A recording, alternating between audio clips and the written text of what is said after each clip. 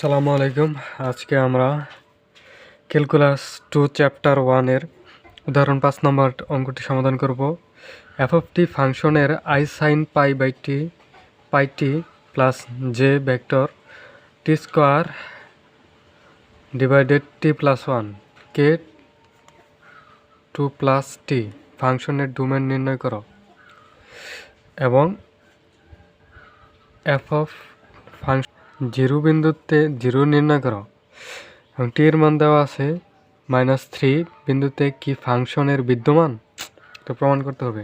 তো আমরা এখন কি করেছি, এটা আমরা এই তিনটা ভেক্টরকে এক একটি ফাংশন হিসেবে কল্পনা করেছি। যেমন I sine pi by T. এখন আমরা যদি টি এর এখানে লেখা আছে যে টি এর সকল মানের জন্য বিদ্যমান হবে, এটা কেমনে হবে? এখানে আমরা যদি টি এর মান যাই নেই, যে কোনো মানই নেই, 0 নেই, 1 নেই এবং যাই নেই, দেখা যাবে যে একটা বাস্তব একটা মান আসছে। এই জন্যই আমরা এখানে -ইনফিনিটি থেকে +ইনফিনিটি পর্যন্ত দিয়ে থাকি এবং এখানে আপনারা খোলা ব্যবধি দিবেন। এই যে এই ব্যবধিটা সমান সমান রিয়েল নাম্বার মানে বাস্তব নাম্বার। আবার একইভাবে দেখেন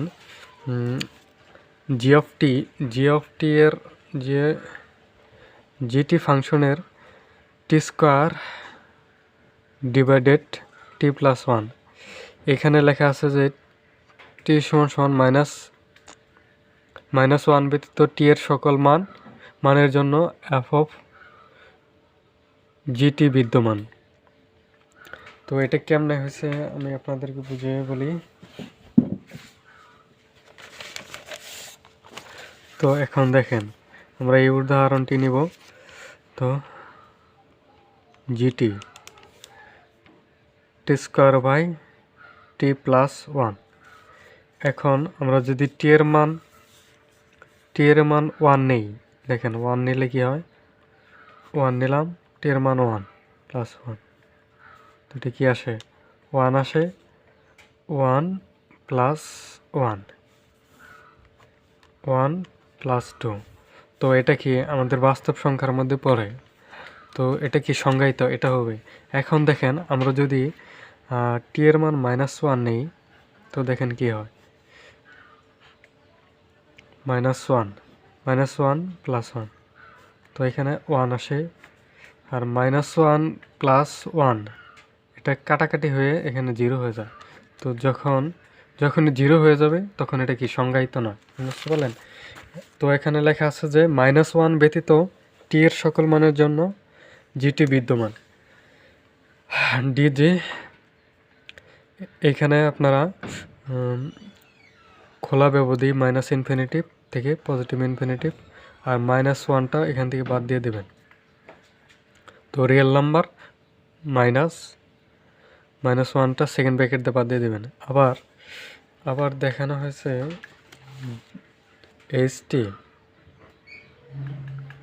এইচটি যে এখানে দেখেন যে কে ভেক্টরের আমরা কি এইচটি ফাংশন বিবেচনা করি। এখন এইখানে দেখেন 2 plus T is greater than 0। এখানে টি এর মান -2 টি এর থেকে নিচে নেওয়া যাবে না, -2 এর জন্য এফ অফ টি বিদ্যমান হবে। এখন দেখেন আমরা যদি এখানে এইচটিতে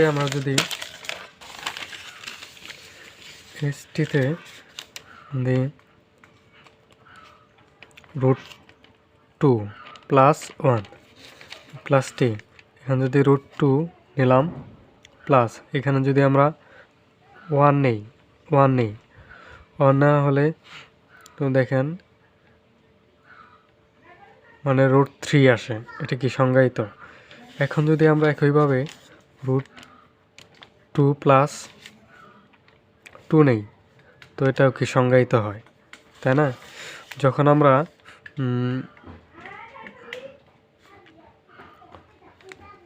টি প্লাস -1 নিব, -1 নিলেও কি এখানে 2 - 1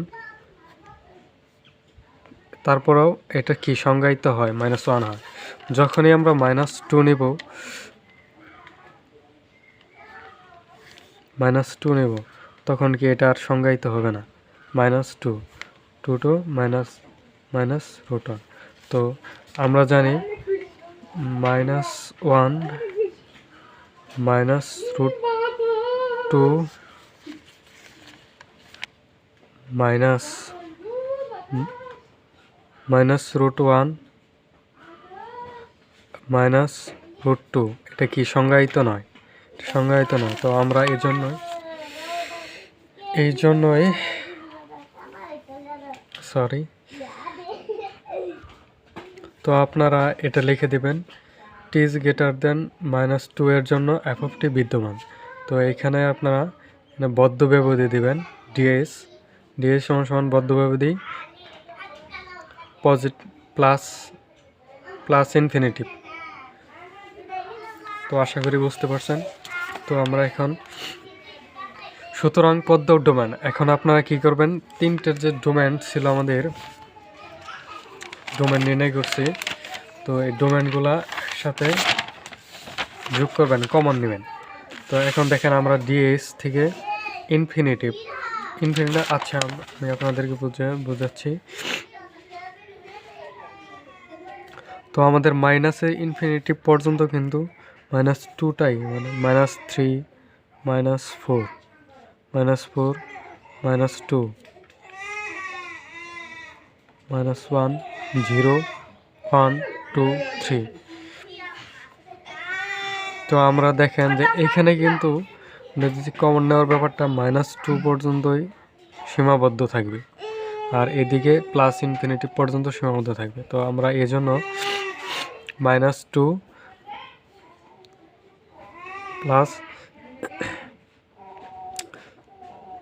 প্লাস ইনফিনিটিভ থেকে -1 বাদ দিছি। তো আশা করি আপনারা পারবেন। তো দ্বিতীয় অংশ দেখেন, দ্বিতীয় অংশের মধ্যে আমরা এখানে 0 হবে, টি এর মান শুধু 0 বসায় দিছি। টি এর মান 0 বসায় দিলে আমাদের মানটা আসে কি 2k। আশা করি বুঝতে পারছেন। তৃতীয় অংশ যেহেতু -3 এখানে আসে নাই, তো সেহেতু এটা কি ডোমেন নয়।